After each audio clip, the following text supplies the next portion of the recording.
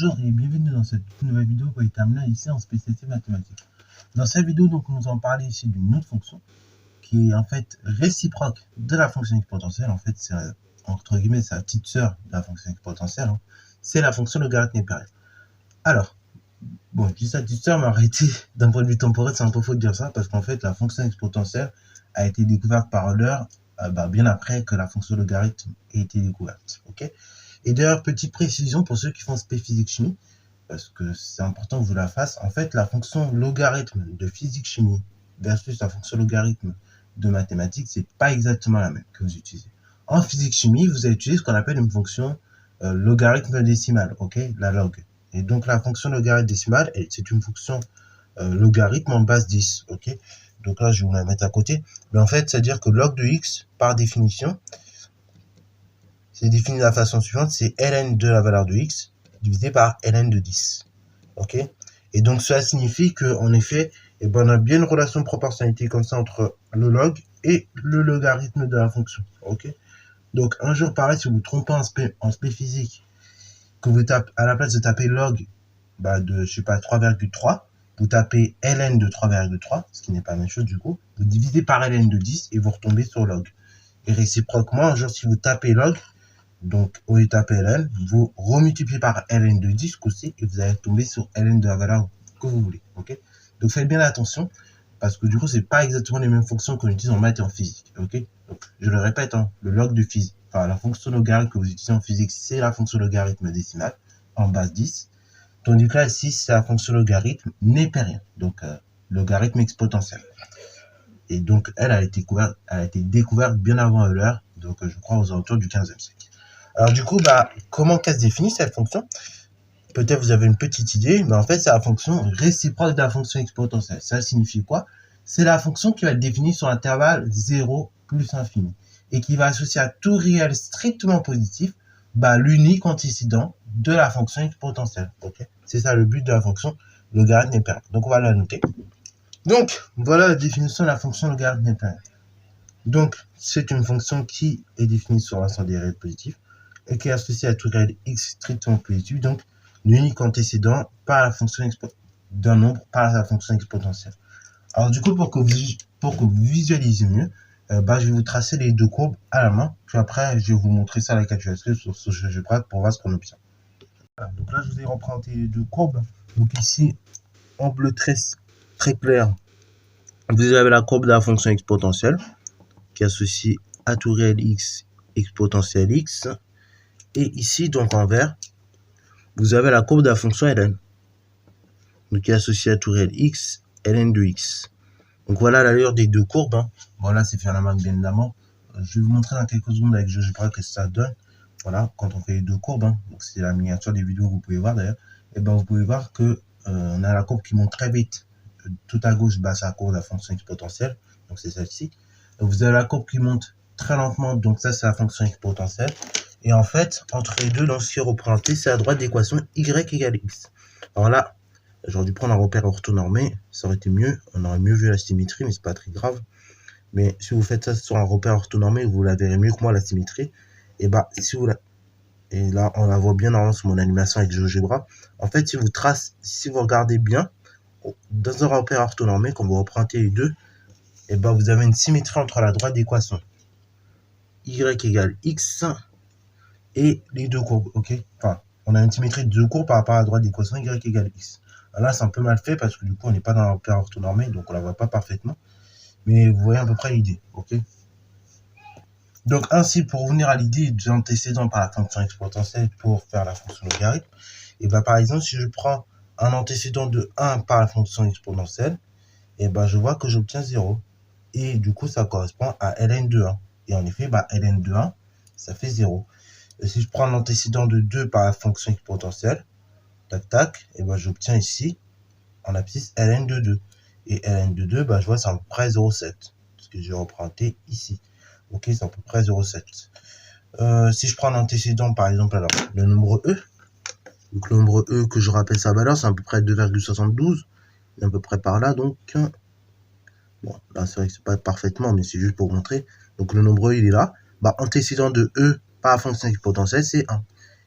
Et du coup, ln du coup, ici, ln de E, on prépare là, bah, vous voyez que ça fait 1. Ok? Donc, c'est ça l'idée qui se cache derrière ça, c'est que quand on fait quand on recherche l'antécédent d'un nombre par la fonction exponentielle, ça équivaut à ln de ce nombre. Ok? Tout simplement. Voilà, donc ça, c'est tout pour cette partie-là. Donc, deux valeurs que vous devez bien connaître au niveau des fonctions logarithmes, c'est ln de 1 et ln de E. Ok? Ça, c'est deux valeurs vraiment que je veux vous connaissez. Comme ça va vous aider dans les exos un peu plus tard. ln de 1, du coup, c'est 0. C'est l'antécédent de 1 par la fonction exponentielle, donc 0. Et ln de E, bah, c'est l'antécédent de E par la fonction exponentielle, c'est 1. Ok? Donc, c'est deux valeurs qu'il faut bien connaître. Les limites, donc les limites ici, en 0, en 0 plus 1, bien évidemment, qu'on entende bien, parce qu'en fait, la fonction n'est pas définie réellement en 0. Ça fait moins l'infini. Et en plus infini, bon, on ne la voit pas, mais bien évidemment, ça sera également plus infini. Ok? Je vous le donne ici. Et ça pareil pour montrer qu'on a bien une croissance de la fonction et dont la limite s'attend vers plus infini. Et ben, on peut le montrer via la fonction exponentielle, justement. Ok? Alors, du coup, ça, c'est important que vous sachiez ça au niveau des petites caractéristiques de la fonction logarithme. Et une chose aussi importante qu'il faut avoir en tête, c'est que en fait, alors ça je vous le donne, c'est pas au programme de terminale, c'est plus si vous voulez faire des études de matériel, c'est pour faire classe quoi. Des premiers jours, si vous entendez ce mot, vous ne soyez pas perdu. On dit également que la fonction exponentielle, c'est une bijection sur R. En effet, on dit que la fonction exponentielle est bijective et que la bijection réciproque de la fonction exponentielle, c'est la fonction logarithme. Ok? En effet, la fonction exponentielle, c'est une fonction qui est définie dans R et qui renvoie des valeurs dans R plus étoile, tandis que la fonction ln, la fonction logarithme, c'est une fonction qui ce coup-ci est définie sur R plus étoile, mais qui va renvoyer des valeurs dans R. Ok? Donc, c'est ça là un petit peu une sorte de bijection réciproque. Voilà, cette réciprocité et ces deux bijections, on les retrouve également par exemple quand on représente la fonction racine carrée et x au carré, ok. Si on considère que les deux fonctions sont définies sur R+, par exemple, si je prends la fonction carré, c'est une fonction qui est définie sur R, mais qui va envoyer des valeurs d'un R plus étoile, enfin d'un R plus tout simplement. En revanche, donc, la fonction racine carrée, c'est une fonction qui est définie dans R+, et qui va envoyer des valeurs d'un R+, ok. Vous voyez le délire? Donc là, encore une fois, on a ce qu'on appelle des bijections réciproques, hein. Donc la fonction, tout simplement, carré, on dit qu'elle est bijective, et la bijection réciproque de la fonction carré, c'est la fonction racine carrée. Bon, voilà, je vous embête pas trop là-dessus, ça c'est un peu hors programme, mais je voulais vous le dire parce que c'est important que vous le sachiez. Ok? Et donc, pareil, avec la fonction carré et racine carrée, on a un peu la même idée. Quand vous faites l'antécédent de 2 par la fonction carré, vous trouvez racine de 2. Et quand vous faites l'antécédent de 4 par la fonction racine carrée, et du coup, vous trouvez 16. Ok? Vous voyez le délire? Vous trouvez 4 au carré, 16. Alors, du coup, on va noter toutes ces petites propriétés que je vous ai un petit peu évoquées là. Avant donc de parler, donc là, je vais vous faire noter les limites. Donc les limites de base. Hein. Après, pareil, il y aura une autre vidéo. Donc là, il y aura une autre vidéo, je vous montrerai d'autres limites. Mais là, pour l'instant, je vais juste vous proposer les limites de base.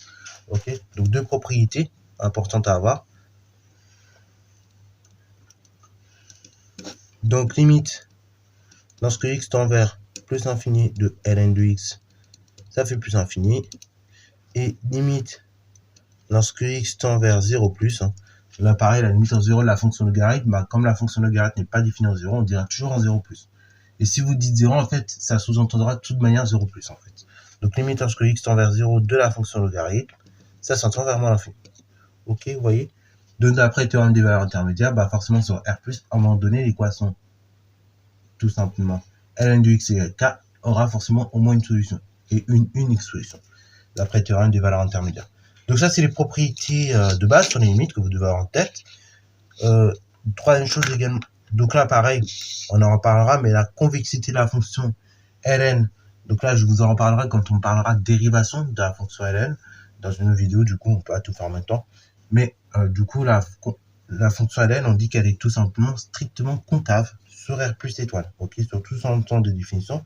On va donc avoir des tangents qui sont situés au-dessus de la courbe, donc du coup, une fonction qui sera concave, ok.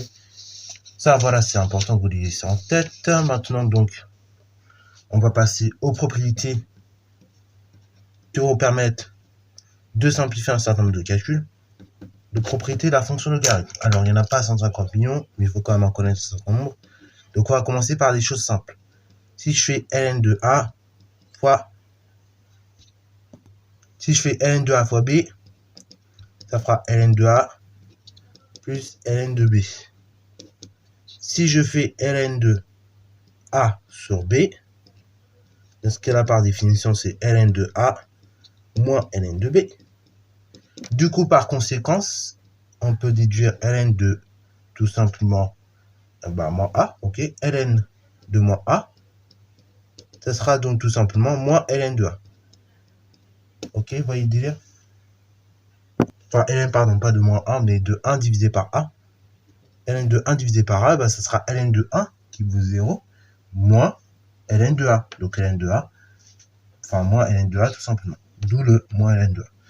Ensuite, donc, quatrième propriété qu'on a beaucoup utilisé en fait dans le chapitre sur les probabilités, vous vous souvenez, quand on a fait l'exercice, il fallait passer au log, je vous avais dit, et la fonction logarithme a la même propriété super intéressante qu'on utilise tout le temps, c'est ln de a puissance n, avec n entier, et on dit que ça fait n fois ln de a. Ok? Alors du coup, ce qui me permet d'étendre la propriété de façon un peu plus générale, si je fais ln de a puissance 1 demi, ou de racine de a, et je dis que ça fait 1 demi ln de a. Voilà, donc ça c'est pour ces propriétés-là. Voilà, donc voilà les propriétés de base que vous devez avoir en tête pour la fonction logarithme, n'est pas rien. Et donc ce sont les propriétés vraiment de base que vous devez mémoriser. Et puis bien évidemment, je vais la mettre en 6, mais ça, je l'ai dit, il faut que vous le mémorisez. ln de 1, c'est 0, et ln du coup de e, c'est 1. Donc ça, c'est les deux valeurs remarquables que vous devez avoir en tête, qui vont vous dire dans beaucoup de calculs. Ok. Et de façon générale, en fait, ça, je vais l'étendre. Voilà, donc ça, c'est la 7e. ln de e puissance n. Donc du coup, si je fais ln de e puissance n, ou puissance a, on va dire, ln de e puissance a, et je dis que c'est a fois ln de e. Et donc du coup, ça fait a, tout simplement. Parce que ln de e, c'est a. Et donc, du coup, a fois ln de e, donc a fois a, ça fera a, tout simplement. Donc, si vous avez ln de e puissance 4, vous aurez, dans ce cas, c'est 4 fois ln de, tout simplement, e. Donc, 4 fois 1, donc ça fait 4. Ok. Bon, vous pouvez répondre ln de 4, enfin, 4, pardon. ln de e puissance 4, vous pourrez répondre directement, ça fait 4, également, quand vous aurez l'habitude. Voilà, donc c'est sûr pour ces propriétés-là, on ne va pas surcharger. Pour la démo de chacune de ces propriétés-là, si vous êtes chaud, on peut faire ça dans une vidéo, mais sinon, je vous donne la technique quand même. Voilà, si vous êtes chaud, demandez-moi en commentaire, parce que je ne veux pas forcément qu'on passe 1 million d'années là-dessus. Mais pour démontrer chacune des propriétés, en fait, on passe par la fonction exponentielle. Ok, vous voyez le délire? Notamment la 1 et la 2, on démontre, enfin la 1 et la 3. La 1, on peut démontrer par la fonction exponentielle. La 2, ça se démontre par la fonction exponentielle. La 3, on peut démontrer ça à partir de la 1 ou de la 2. Ok. Et puis après, la 3, on peut faire ça par une récurrence, ou sinon aussi par la fonction exponentielle. Et vous voyez, chacune des propriétés, on montre ça par la fonction exponentielle. Donc voilà, si vous êtes chaud, on peut le faire, mais ce sera l'objet d'une prochaine vidéo, parce que ça va être un peu long. Bon, sur ce, c'est la fin de cette vidéo, j'espère que t'as plu. Comme d'habitude, n'hésitez pas à liker, commenter, et c'est à toi en mathématiques et en sciences.